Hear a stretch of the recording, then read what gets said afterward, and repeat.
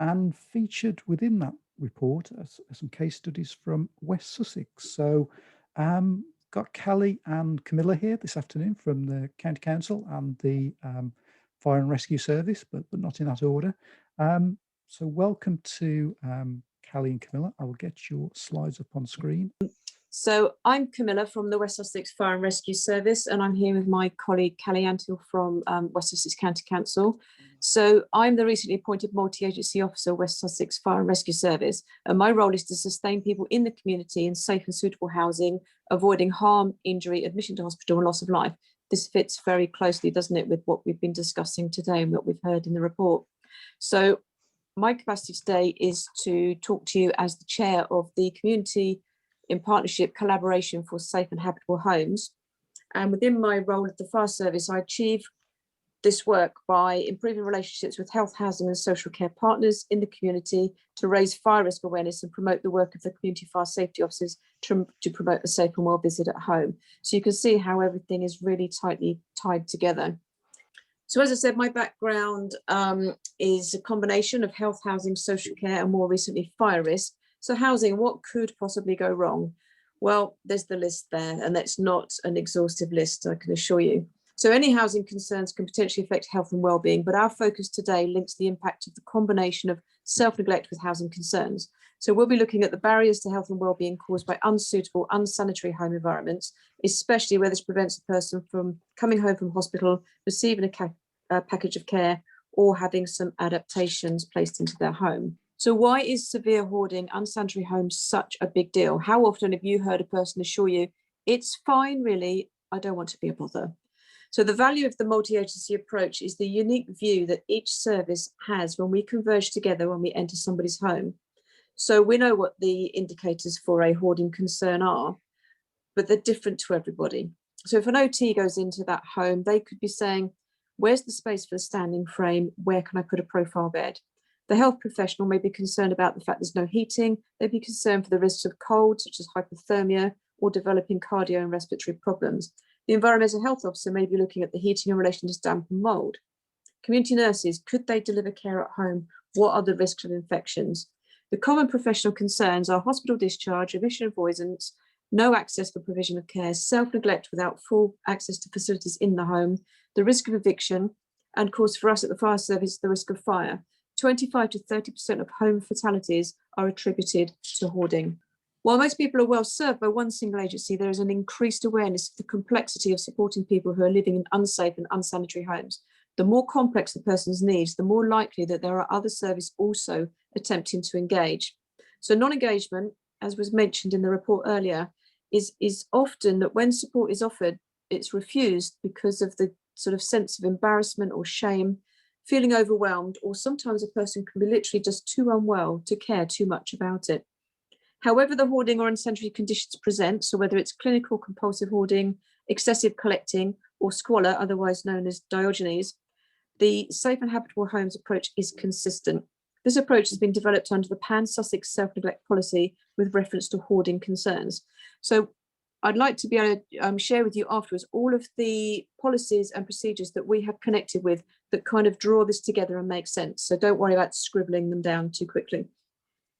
This approach supports all tenures, so whether it's social housing, private rental, homeowners, or even lodgers, it applies to everybody that we meet.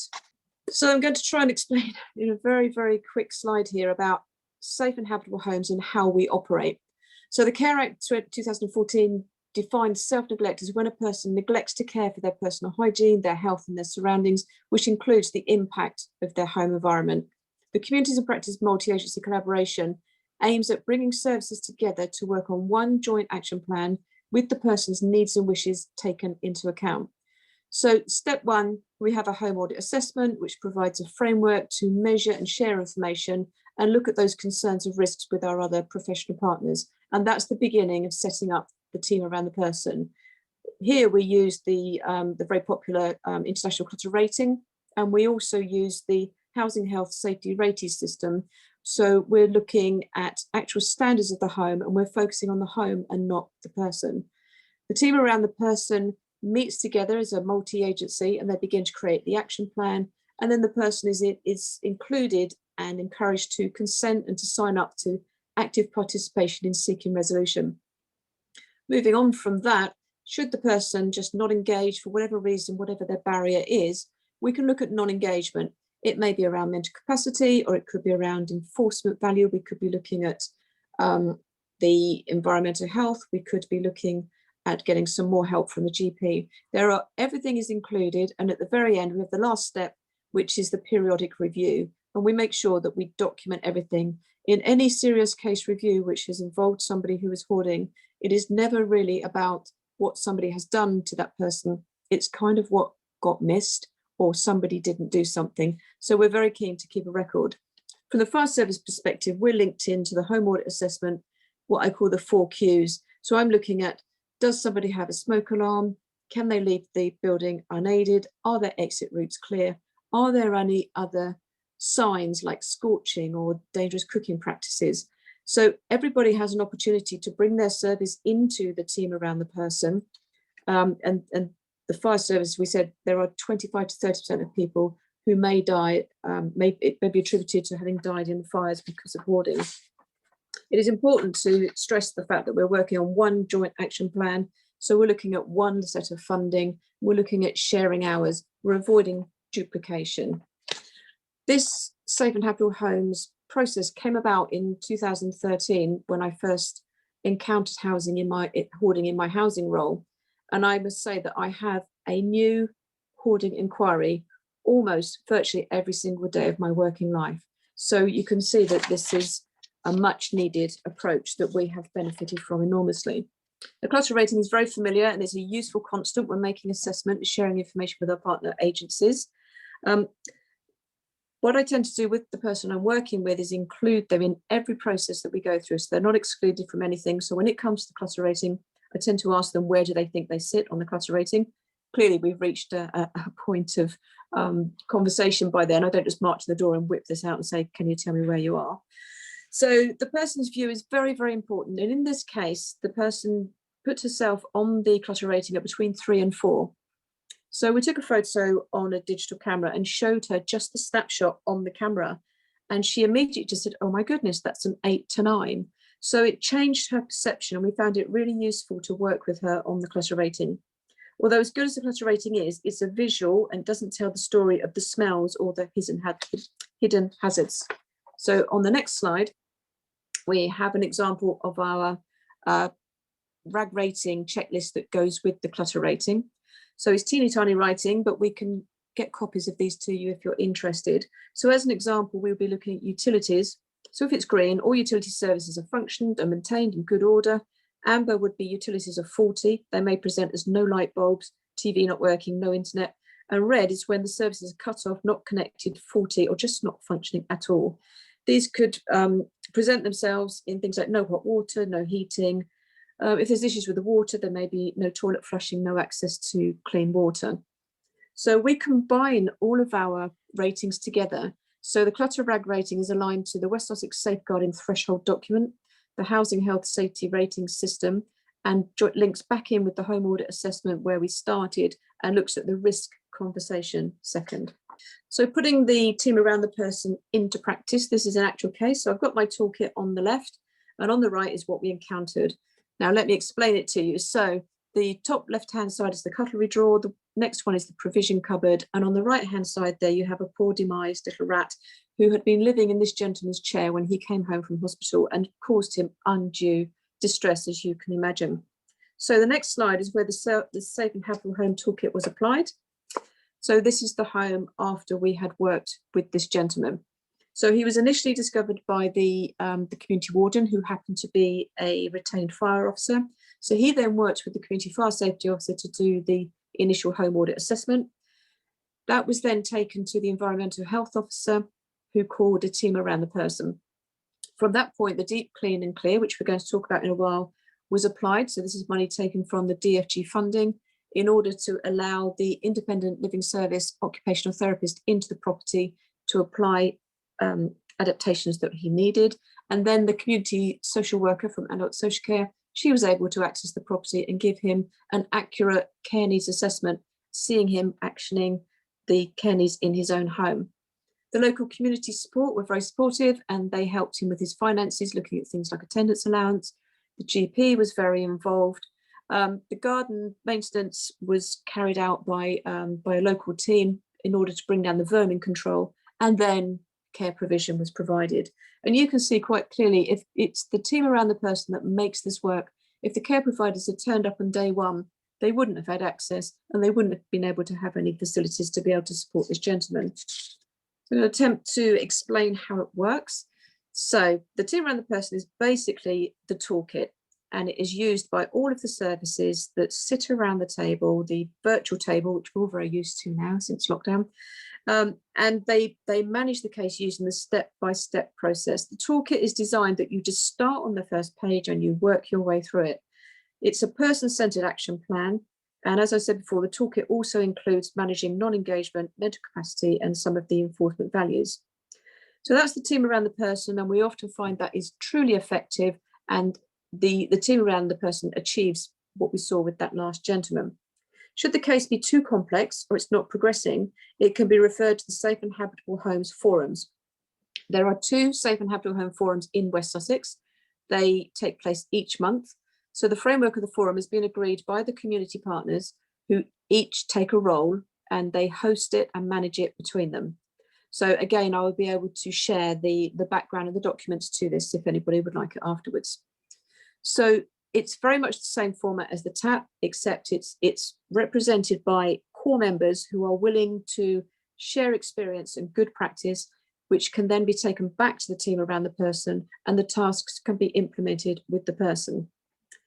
If the case that is brought to Safe and Habitable Homes fails to develop, progress, resolve through the TAP, with all that advice given by the core members, then the Adult Social Care Board hosts a MARM. It's a multi-agency risk management panel. We do love an acronym. So the MARM is managed in exactly the same way as the team around the person and the Safe and Habitable Forum. There will be service managers around that meeting, and they will be looking at cases in mind about, can our service contribute to that team around the person? If it's not something that they would normally provide, could they make an exception? Could they bring something to the team around the person that will make a change? The most common question, practical hands-on help is required. Practical hands-on help to get people out of hospital, to prevent admission, to get that access for care, and to make adaptations. So West Sussex have identified the gap for people with a disability to be able to stay at home or return from hospital, where a high clutter loading or unsanitary home was the barrier to adaptations, whether that's major or minor adaptations. So in West Sussex, the 7 district and boroughs, councils, got together and they agreed to take a top slice of £300,000 from the annual DFG allocation to fund a deep clean and minor adaptation service. So that was over 2 years, to manage the gap as identified around this problem with hospital admissions and delayed discharges. The project was agreed for 2 years and started in 2019. Clearance was added later to the clean because early on the project, it was evident that most cleans could not go ahead due to the clutter loading. The budget was really slow to start, but once professionals became aware of it and we aligned the DFG deep clean process to the Safe and Habitable Homes, the promotion of that helped, and it grew rapidly with the top up needed sort of to the budget midterm because it became so popular. Deep cleans accounted for 2/3 of the total funding. So it was so successful that it's been agreed that we will continue this year. The value of the project has been extended to a sum of £450,000, which will actually include minor adaptation. So it will be in part towards the deep clean. The principles behind the deep clean is not that we go in and clear people's homes, because that is way too distressing and is not productive, and it really doesn't help people at all. They will just return back. So our process is looking at a place to sit and eat, prepare a meal, a place to use the bathroom and toilet, and a place to sleep fully extended with their feet up. We feel this is enough to keep people in their homes in order that then they can work with the team around the person and those decluttering services like Lofty Heights, and we have one locally, the Clutter Queen, who has very kindly donated some of these provided these photographs for this seminar today. So looking at these pictures, these are common pictures that we will see in people's homes. So the precarious cooking arrangements, the toaster in the middle of some random belongings, which clearly was quite a fire risk. And the gentleman on the right was an 84-year-old man living in a 4-foot space behind his front door. So you can see that now the front door is open. That's where he had stood for 4 years with a light bulb and a kettle, and he'd been leaning against all of those clothes and belongings without ever going to bed. He had a very, very serious heart condition, and the fluid on his heart, he was told he could relieve it by putting his feet up. So he was telling his consultant that he was going home every day and putting his feet up. It was actually the only reason that we discovered him was because he was always presenting himself as meticulously clean. He was going to the local public conveniences and having a shave at 7 o'clock in the morning. And once again, it was the community warden who noticed. So that I've put the badges there of all of our district and boroughs that are contributing to this process. You can see it's a real, we call it the West Sussex way. So clean and clear, well, that's all very well, but the physical removal and cleaning of items needs some strategy and some planning. You can't just move into somebody's house and take their things. They have to let them go. So this is where we work with dedicated hoarding consultants. It's invaluable, but it does come with an extra cost. So the deep clean and clear is the after product of when the sort of counselling has taken place. So the approach to place has proved really popular with both the professionals and the person. So we can get them home, keep them at home, and they can participate in that long-term change. So the clean and clear is minimal, but actually maximises their potential to remain in their homes. So the Safe and Habitable Homes multi-agency approach is effective in utilising the Deep Clean Fund to facilitate change to allow for improvements in the house for the benefit of the person. So we are ticking that box of avoiding hospital admission and supporting the returns home. There is a gap for hands-on support, where a person may first need counselling and practical help to remove large quantities of belongings for their home, but we're working on that. Clean and clear without person participation, counselling and support will simply cause the situation, without that counselling will support the situation to return. And we're really concerned that those returning customers under the rules of the fund are most likely not to re-qualify to receive support again. So it's essential to prepare the person, provide the support and ensure monitoring with partner services afterwards. Moving forward, we're working on including our mental health partners to liaise and wrap around the support network for the person, providing the mental health guidance and the support therapies that are required. And we're looking at involving substance misuse services, where we've often found alcohol and drug dependency as a concern for the person. The DFG Deep Clean and Clearance Funds makes a measurable impact on the person and their ability to live independently. Customer service feedback is measured on all occasions. And our final slide. So this has been a long journey for us. We started this journey in 2013, and we would like to acknowledge that our work has been a collaborative journey with contributions from many, many individuals and services right across the UK, and some of whom are likely to be on this call today. So we will be publishing our thanks for those partners in the framework and toolkit later this year. We're not published, but I've provided our email at the bottom there. If you want to email that, it's an unmanned email, and you will receive the packs that we have by return. If you could just give me a couple of days to make sure that's all set up properly before you all start sending your emails. So a note of appreciation to the Clutter Queen for the photos she's provided and everybody else who's contributed to this journey so far.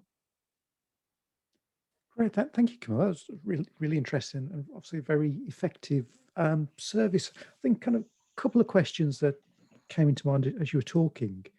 It can be difficult to start and maintain a partnership such as this, particularly where it involves district councils and a county council. What's your kind of secret of success? What either kind of started it or is kind of the driving force that keeps you all together? I think I've become known as the hoarding expert. I have a passion for the subject, and I just feel a great sense of achievement every time we help somebody new and we help them to sustain that. I think it is about having the key person. I would be very interested in the county allocating and creating a job for a hoarding expert. I think it is needed. At the moment, it's because of my interest. I've been doing it now since 2013, and people are constantly bringing their questions to me, and that creates momentum. The whole thing kind of moves itself, and the success where everybody's joining together. I think the community in partnership meetings everybody's meeting each other now, so they don't necessarily rely on me being in the middle. I now have hosts who run these meetings. So everybody is really caught up with it and participated. Yes, I think a lot of these things, it's down to kind of the passion of an individual, isn't it? To kind of drive it forwards and kind of be, I suppose, kind of focused on solutions rather than problems, and show that it can work. And clearly it has in West Sussex. And kind of from your perspective, Cally, what do you kind of see the benefits for your organisation from this service? I think because I work for, I'm employed by Chichester District Council, but on behalf of all the districts and boroughs. So they all put a little bit of money into a pot for me to be a West Sussex County Adaptations Manager part-time. And then this is part of what I do in that role. Yeah. And I think what we've maybe demonstrated is that we're greater than the sum of the parts. So we've had an awful lot of goodwill for people saying, yes, we're prepared to give this a go, because it was a bit of a novel idea, particularly with the advent of the RRO and the discretionary policy that we were able to put in place. But there's been some questions about, is this funding lawful, and it's not really capital, but we all just took a big risk, to be honest, and decided that if one of us was going down, we were all going down. So it suddenly opened the door for us to be really different and to say this was such a big problem of getting people out of hospital, stopping them from coming to harm, allowing adaptations and repairs to be done, that I think for me, the joy of it is seeing the customer feedback and hearing from the agencies the difference it's made to people. Yeah. And I suppose my big worry is that it's how to sustain it, because people do go backwards quite quickly. So one of the gaps is that wraparound support to keep people kind of safe and well and in a clean environment. Well, thank you both. Hopefully you can stick around and answer any more questions in the chat.